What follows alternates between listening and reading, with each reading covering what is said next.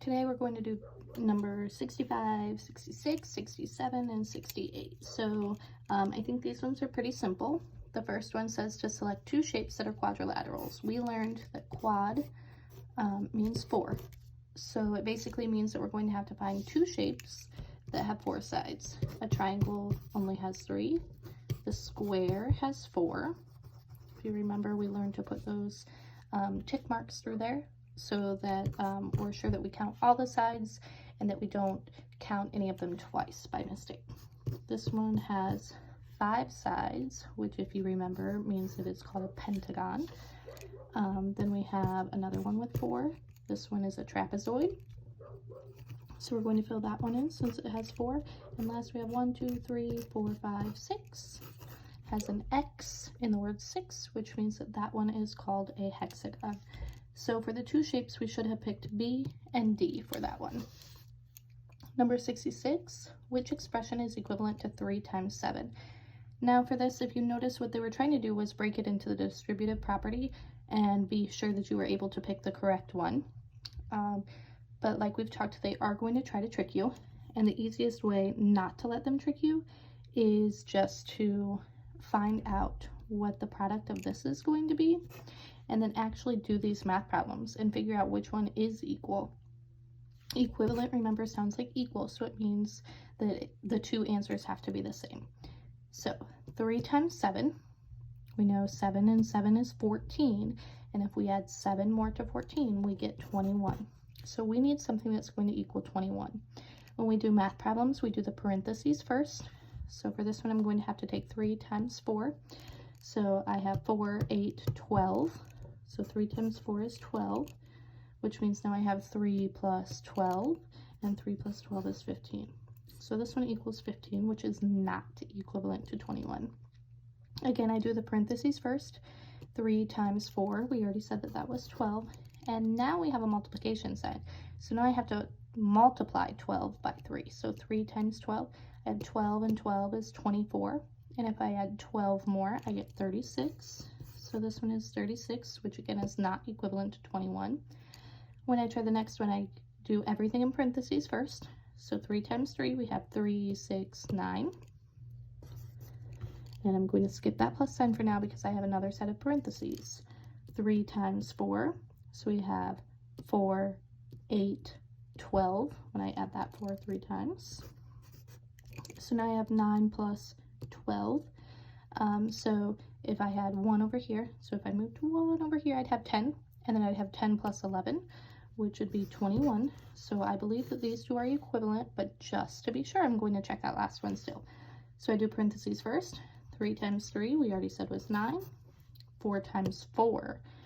So instead of 3 times 4, we have 4 times 4. So we have 4, 8, 12, and then we're going to add one more 4. So 12 plus 4 is 16. 9 plus 16 is going to get us 25.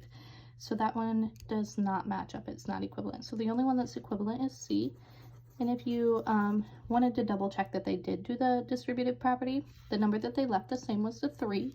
So they left the 3. So they did 3 times this plus 3 times that. They kept the 3 there and there. And then they took their 7 and they changed it into a 3 and a 4. So got rid of the 7 and they turned it into 3 plus 4. So if you remember, number times this plus number times that. 3 times 3 plus 3 times 4. And that's what we see there. So the answer there is C. If I go on to the next one, it says to fill in the bubbles before the 3 shapes that each have an area of 16 square feet. Remember, area means how much area does it take up. So how much is on the inside? We're just going to count the squares. And they need to have 16.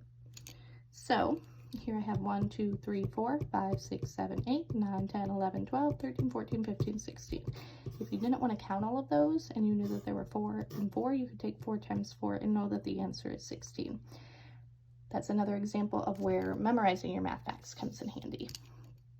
So for this one, if you didn't want to count all of these, 1, 2, 3, 4, 5, 6, there's 6 here, 1, 2, 3, 4, 5, 6, 7, 8, 9, 10.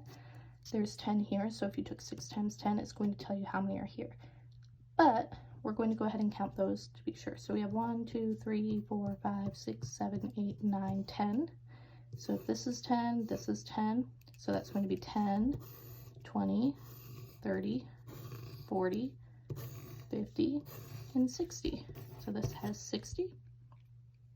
Then we have C, 1, 2, 3, 4, 5, 6, 7. The last one is not a complete rectangle or square, which is fine. You still just count everything inside. 1, 2, 3, 4, 5, 6, 7, 8, 9, 10, 11, 12, 13, 14, 15, 16. And 1, 2, 3, 4, 5, 6, 7, 8, 9, 10, 11, 12, 13, 14, 15, 16.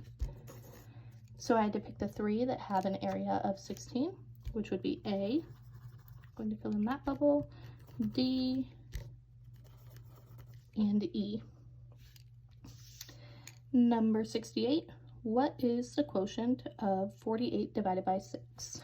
Now, if you don't remember what the word quotient means, that's fine, because when you look at this and it says 48 divided by 6, the only thing you can do is find the answer to the division problem, which is exactly what quotient means. It means the answer to a division problem. So how many times do I count by 6 to get 48? Well, I have 6 plus 6 is 12. So I have 6, 12, 18. When I add 6 more, I get 24. Okay. Add 6 more and I get 30, 36. When I add 6 more, I get 42, and then 48. So that's 5, 6, 7, 8. I had to count by 6 8 times to get 48. So the quotient is 8.